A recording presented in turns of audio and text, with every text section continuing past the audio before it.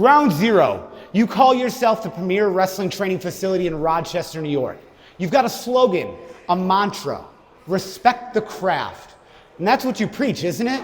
Structure, obedience, the right way to do things.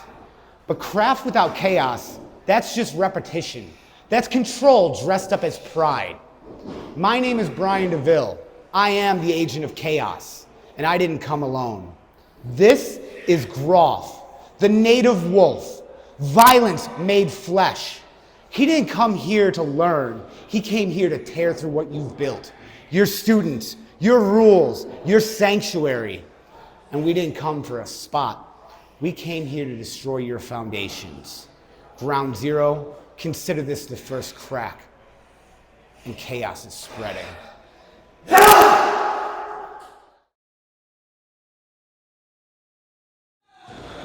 Well, our first match at Ground Zero Volume 122 is a three-way match. Jeremiah Richter, Matt McCoy, and Groff, and we are joined by the Agent of Chaos, Brian DeVille. I'm Andrew Mossbergs. Brian, welcome to the announce table. I'd like to thank you, Andrew. I'm here to observe Groff this evening. Interesting match here with the three-way. Matt McCoy coming toward Jeremiah Richter and looking to drop him down, and he does. Face first goes Richter. Groff having to look out. Oh, and McCoy! This miscommunication here. Like, I've seen Jeremiah Richter. I'm very familiar with Edge of Hope. Very familiar with what they've done. But the communication going on between Groff and Richter is unacceptable right now. Well, what are your thoughts then going into this match? My thoughts going into this match is Groff is here simply to dominate. We're here at Ground Zero, not for your spots, not for anything like that, to shift the ground beneath you. Three students here out of Buffalo Wrestling Academy. Matt McCoy, possibly the most limber of the three, but Groff is able to cut that off with a headbutt. You know, that McCoy, great physique, phenomenal physique, not a thought in that head, though. Well, and that's the thing. I mean, he's got the body of everything you look for in a professional wrestler. Matt McCoy coming off the rope. Irish whip from Groff, high in the air. Samoan drop. That's how we do it, Groff. And that is why I've scouted Groff. That is why he's part of my group. What do you... I mean, but the way in which Groff gets the job done, I mean, what do you say and speak to that? I let Groff handle his own business. Groff is violence personified in the flesh. He's interesting as well in that, for a man his size, we just saw him with a quarter roll out of the corner coming back to Richter with that contact. I mean, those are just things that, you know, larger individuals are not doing. He looks very spry for his size. Groff is extremely athletic. From the Tonawanda Seneca Indian Reservation, he knows exactly what he's doing. He's born. Oh my God. Well, I don't know if he knew what he was doing there, frankly, DeVille. I think he ended up serving as a bridge for Richter to throw McCoy onto. And Matt McCoy outside now, this triple threat, basically down to a one-on-one. And it's the big man, Jeremiah Richter, and Groff with a knife edge chop.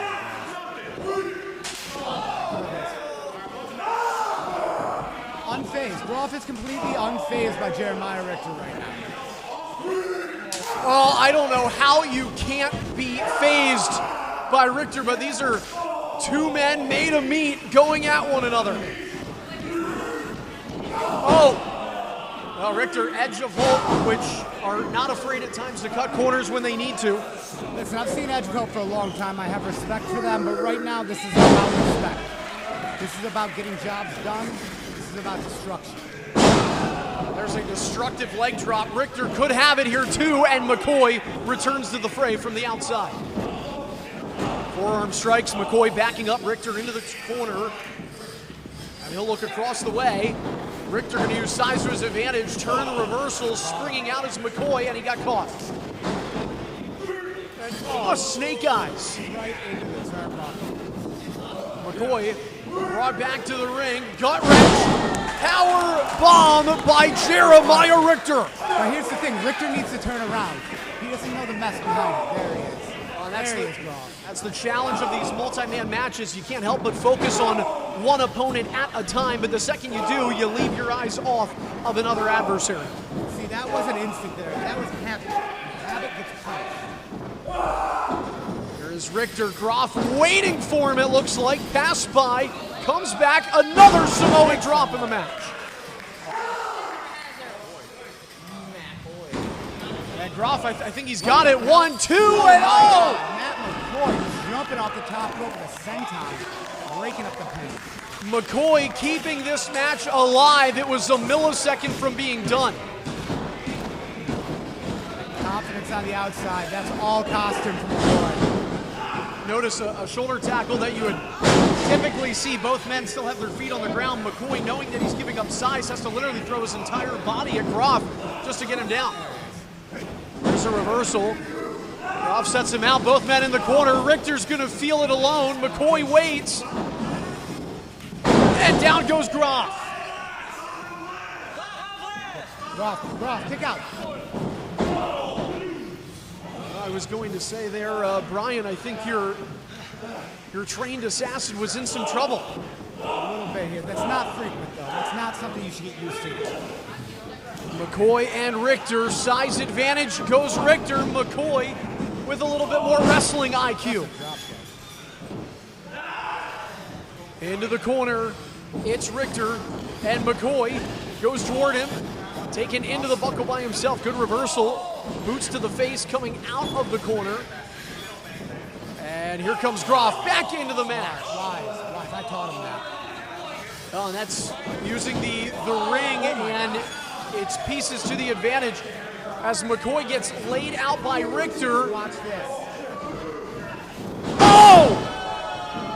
Richter goes down. Groff goes over for the 3, and Groff wins this triple threat to get us started here on Ground Zero, Volume 122. Agent of Chaos, Brian DeVille. I guess we'll thank you for your time. Thank you for your time as well. I got to go congratulate my wrestler.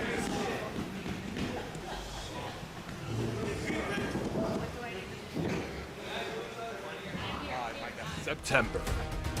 Tag Team Wrestling is taking over the Rochester Fringe Festival.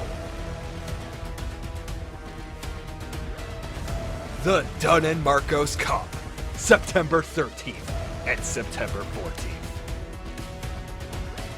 10 of the best hand-chosen tag teams will fight to the very top. Rochester is a tag team town.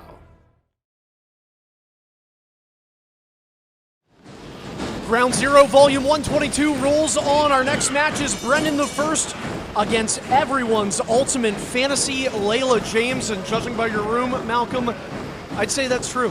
Whoa. Hold on a sec. Where are you getting that from? I can tell you right now, I am a taken man, all right? So she ain't my fantasy. She might be your fantasy, but she ain't mine. You know, you're putting words into my mouth, but that would also be... I mean, you put words in mine. I'm just reading... I'm reading the walls, as they say. Hey, you know what? It doesn't matter. What do you mean? You've never been in my room. All right, anyway, we got to get on track. Has she? My girlfriend? What we're talking about.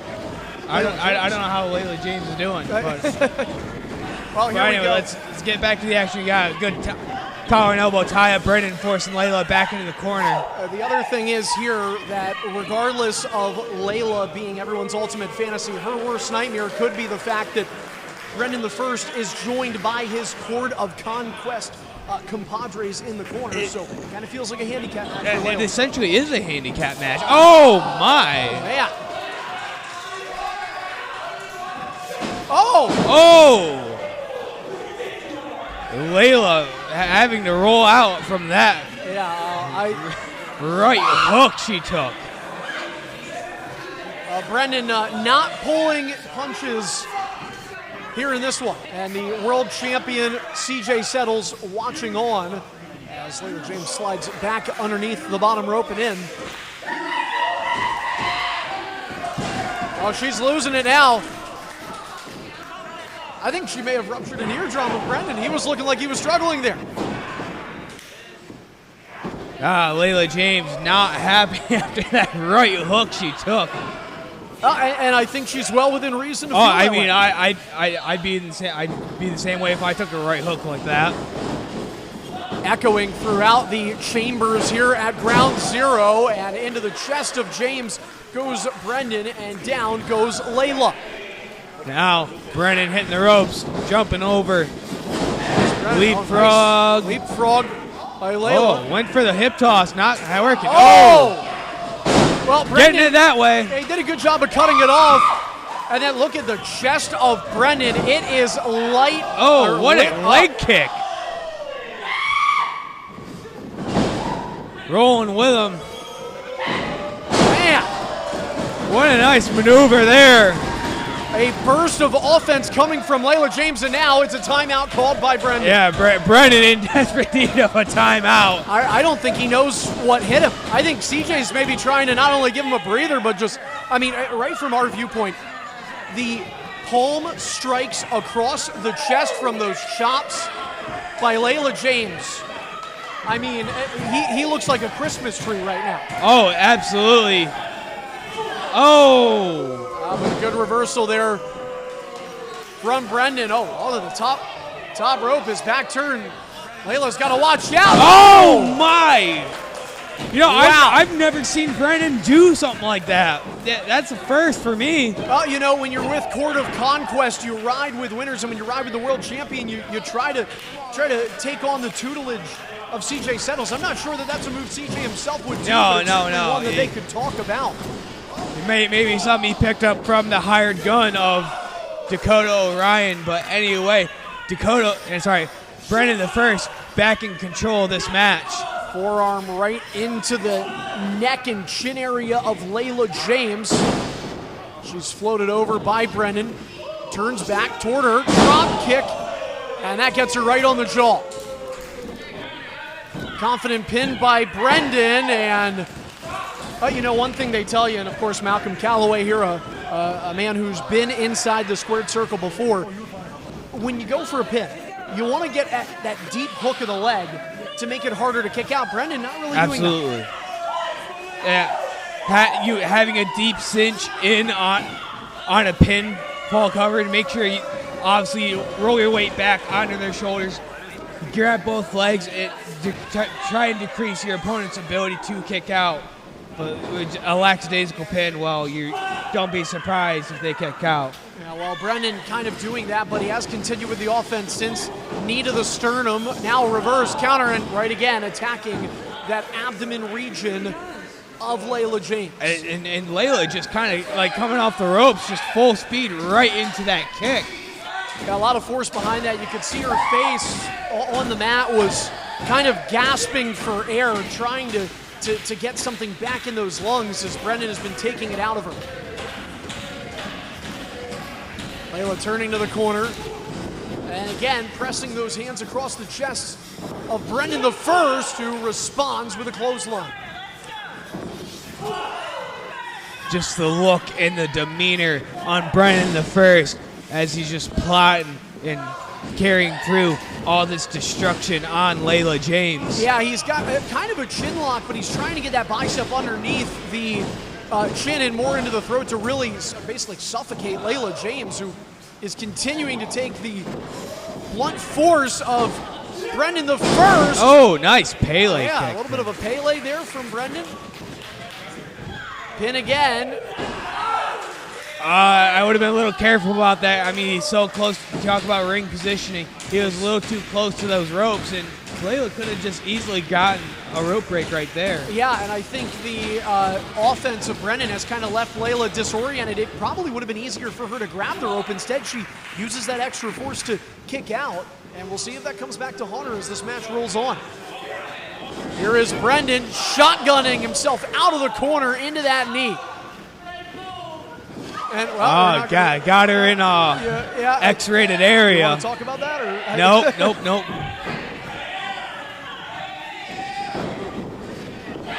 And Leila reversing. Oh, big close Leila hits. like a house of fire. Another one.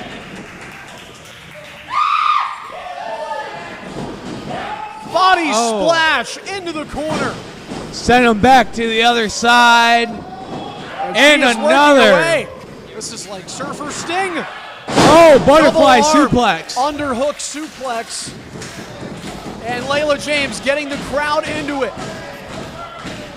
Brennen spaghetti legged as he gets to his feet. To the stomach. And he may be going for a ride here. Oh, power bomb! Hooks the leg. 2. Layla, oh my Oh, only a 2? goodness. Almost taking out Court of Conquest, and what kind of upset that would have been there. Especially with Court of Conquest, including the world champion, in the corner right now. As CJ Settles almost watched one of his own get pinned by Leila James, who goes to the middle rope. James thinking fly, and instead the leg swept out from underneath her. Come on, Leila. Come on, Brennen, you got this. Not a good position to be in if you're Leila James. Brennen the first recovering clothesline. She ducks out from underneath it. They meet in the ring. Forearm. Now forearm. just exchanging strikes. And these two both looking for a knockout blow now. They're not thinking pin or submission. They continue to battle. First now going to go off the rope. James ducks. Oh, Front leg trips her sweep. up. And here comes Brennen. Oh! Got her in the spine. Is it enough? Yes, it is. Brennen the first, bringing a win back to the Court of Conquest. A valiant effort from Leila James, but not enough here as we kick off Volume 122.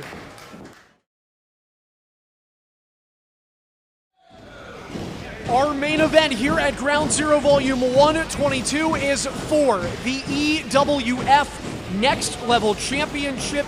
Darren Crowe defending the title against Anthony Musso. Now, Anthony Musso, current Grapple Pro World Champion.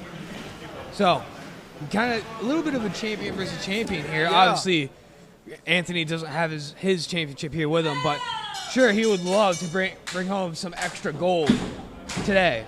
Well, and that's the thing, like you said there, Malcolm, a champion versus champion match. Crowe, the first ever two-time Next Level champion. He recently regained that belt from Dan Fries over there at EWF. And, well, Crowe just got tossed into the corner by Musso. Obviously, we have, I don't mean to cut you off, obviously we have an obvious size difference here. Musso with the power and the strength, and Darren Crowe with the quickness and the agility. Musso just, I mean, you look at the visual of him and it screams wrestler. It looks like the kind of guy that would win regionals in high school at the collegiate level, but he's taken his talents to the professional game. It's brought him championship gold, as we've talked about, and of course, being the current world champion at Grapple Pro, now he looks to add another belt to his catalog. I mean, absolutely so. I mean, both men still feeling each other out. Darren with that headlock, Musso picking him up and walking him to the ropes. Oh, nowhere. Oh, my goodness. Clothesline literally flipping the Next Level champion inside out. What a clothesline. The thing is, before that clothesline too, Malcolm, Oh, and a kidney shot. Crowe threw everything he could at Musso off the rope. Still nothing. Unfazed. As Musso basically spearing him through the turnbuckles, and now Musso just lollygagging Crowe around. Wait a Darren, second. something else on his mind. Quick pinfall too. And Deep Crowe- stack. Yeah, Crowe looking for a quick defense. Not going to get it here. Musso turns. Wheelbarrow. And Arm drag. nice arm drag indeed. Drop. And Oh, Musso trip him trips. up. Nice double foot stomp to the lower back of Musso from Crowe. Darren Crowe, a talented individual. The championship obviously speaks for it. He also made it to last year's Ground Zero, the inaugural Ground Zero Summit tournament, bested by Chael Connors in the finals. Uh-oh, Darren Crowe in some trouble here right now. Got him in a power slam position, and down goes Crowe. Is this the end of his championship reign too? No. Oh, a bit of a cocky cover there. If you would have kept all that pressure down on Darren's shoulders, he probably could have been the new Next Level champion. So measuring up that kick to the back, and now Crowe positioning himself on the middle rope. I don't know if that's a good thing to do, and clearly it's not, as Musso just drops all the weight on his back. Pressure across the throat with that middle rope meeting Crowe. And again, you know, we talked about it in previous episodes. It's still pretty hot in here. And again, like taking away that airflow. Well, Oh my goodness. well, and then as you're Darren Crowe, you're on the defense. You're trying to regain some oxygen, and it's literally chopped right out of you. Oh, Darren said not so fast. Crowe finding some extra gas in the tank. And they're just throwing. Yeah, Musso, though, he looked unfazed by that. I don't know that he's been in a precarious situation yet in this match. I don't think so either. I mean, he's been in control for majority of this match. Big close Good line. Lord. Now Musso laying all of it into Crowe. Flips him back, seated position. Darren Crowe meeting a shoulder. I think that caught him in the face more than it did the shoulder, and he just barely gets a shoulder up.